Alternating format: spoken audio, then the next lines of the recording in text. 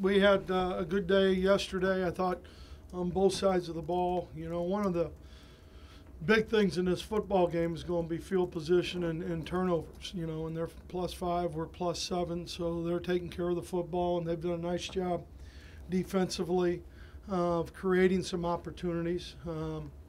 The other part of it is, I think, the field position in the kick game. Um, when you look at their returns on punt and on kickoffs, you know they're significantly higher than the average, and so both those things I think are a big part of it. And so we had some struggles with kickoff coverage. Last week we haven't done great in kickoff returns.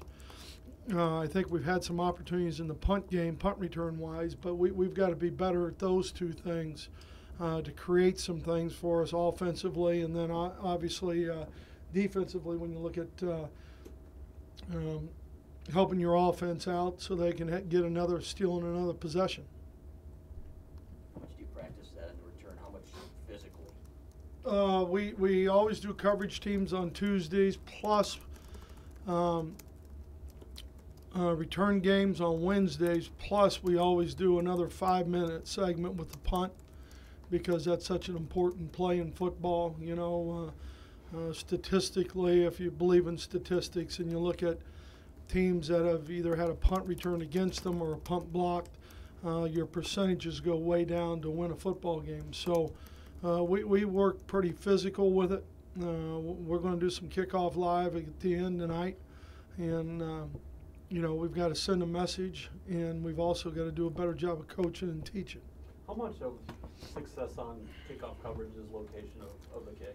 I think it's always part of it, Jeff. I think that's definitely part of it. And when we've had really good locations, usually we've had good coverage. You know, and I can think back to last week. There were 3 of them that were really located pretty daggone well. And then 2 of them, one was in the middle of the field where we didn't want it, and the other one was more, I want to say, if I'm coming down the field, right middle, which wasn't over far enough. But, you know, there's all kinds of things that you look at. Their return, I think their returner is very, very good, quick, and he does punts and kickoffs. So we just got to be more sound.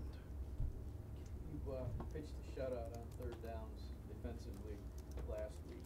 What would you like to get that number to, roughly the percentage of times that you can? I think if you can be successful defensively, 63-64% of the time, you know, maybe a little higher than that. But, you know, I don't know what we are right now because I don't really look at that stuff much, you know. But I don't think where we need to be. I think last week helped, but, you know, that's anomaly a little bit. How much is Junior Henry limited by that arm wrap? He's all right. He just got, you know, a little boo-boo on his elbow. I mean, he's fine. In the game, he'll be fine. Oh, yeah. Oh, yeah. You know, we did punt yesterday, and he's one of our wings. Sorry, and did a great job protecting. You know, and we serve them live bullets. You know. On Monday, you said that the players don't really know how you like to travel, how the coaching staff likes to travel. Have you talked to them about your expectations? A little bit. You know, we'll talk more about it tomorrow. You know, it's more when we on Thursdays that you cover some more of those administrative things of where they sit in the plane and, you know, all those kind of things that go along with it, how we'll dress, you know, and getting to the hotel, knowing where you're at, knowing where the stairs are, you know, because that's important. Elevators sometimes don't, you know, bode too well.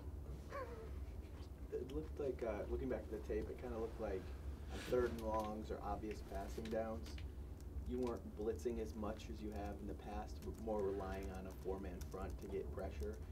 How important is that, and how can that change what you want to do defensively, that now you can kind of rely on those four guys. Well, to yeah, and that's a good point. I mean, if you can generate some sort, and it doesn't have to be sacks. It has to be hits and pressures and all those things. If we can generate that with four guys, then we'd like to, because then you got a chance to have maybe a little better coverage and be a little more creative in some coverages if you want to take a guy away. So that would be great, but I think at the same time, you want to be multiple enough where it gives that guy back there some problems in, trying to figure out what you're doing.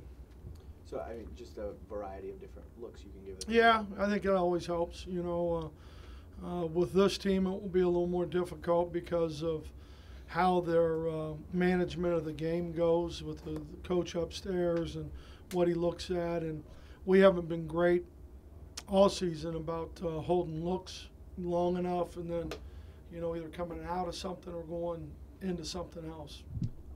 First couple of weeks, the front four wasn't doing a great job of getting pressure in the pass game. How do you work on that, and how do you get those guys better? Well, I think Jerry has done a nice job.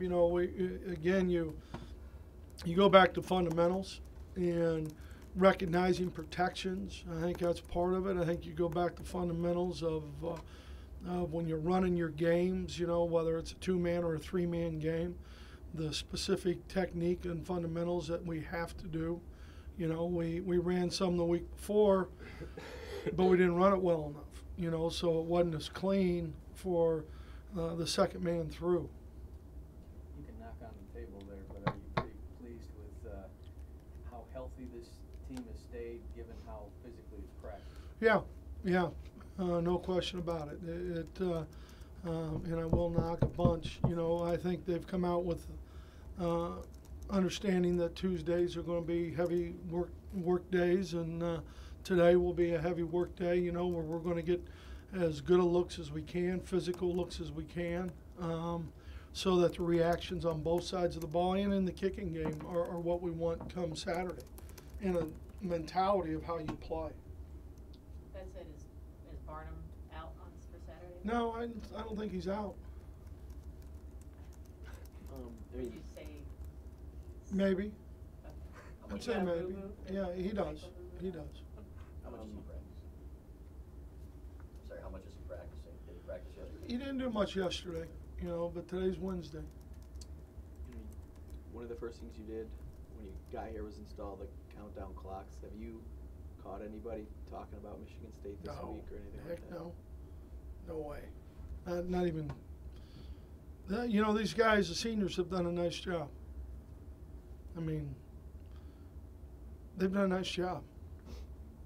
Up front, looks like Will Heininger's done some good things for you. Can you talk about his play a little bit? Yeah, I think Will, has come on, when you look at from the fundamental side of playing the position and what we ask those guys to do up front. He has always wanted to do it. And then I think there's a confidence thing at times that he had to, in my opinion, he had to kind of push through, being a little more confident of this is how we're teaching this and how we want you to do it from a physical standpoint. But I think, we do some 2-on-1 live drills on Tuesdays and Wednesdays that are really good for our guys up front on both sides of the ball. It seemed like Craig Rowe kind of dropped back into coverage a little bit more this week. What does his versatility give you on defense? Oh, I think it helps. I mean, I think when you got a guy who can do a couple different things, and can keep an offense off balance, Craig's probably greatest asset is he's a smart kid and he's a smart football player, and he picks up things well and has good recognition of if he has to wall the second receiver or if he's on what we call train and he's got to take the guy out of the backfield. I think he has a good understanding of it. Brady, can you see the guys getting a better understanding of Greg's defense at this point? How have you seen them grow more comfortable with it? Well, I would say, you know, the last 2 weeks, I think they feel more comfortable. I think this week we have a different challenge because of pace and tempo that we'll get, you know, from Northwestern. You know, they're gonna snap the ball at times with 30 seconds still on the 40-second clock.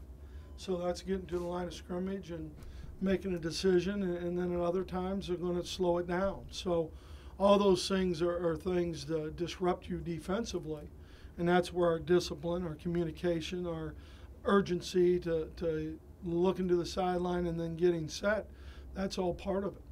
Greg talked about how the players are taking ownership of the defense. Yeah. What does that mean to you? Well, I think there's a lot of pride. You know, I think there's a unit pride by position. I think it's always, you know, important. I think the personal pride you have. I think how much you really study the game and study the opponent and look at tape and all those things. I think they've done a pretty good job of that. Coach, what might any effect have the fact that maybe a third of the crowd Saturday might be dressed in Mason blue? Might that have any impact on? Well, I think it's always nice to play in front of you know, the folks that are behind you. You know, and you know, it may help a little bit with crowd noise if we have a lot of Michigan people there. But you know, and I know there's a ton of alums who live in the Chicagoland area, so you know, we welcome them all.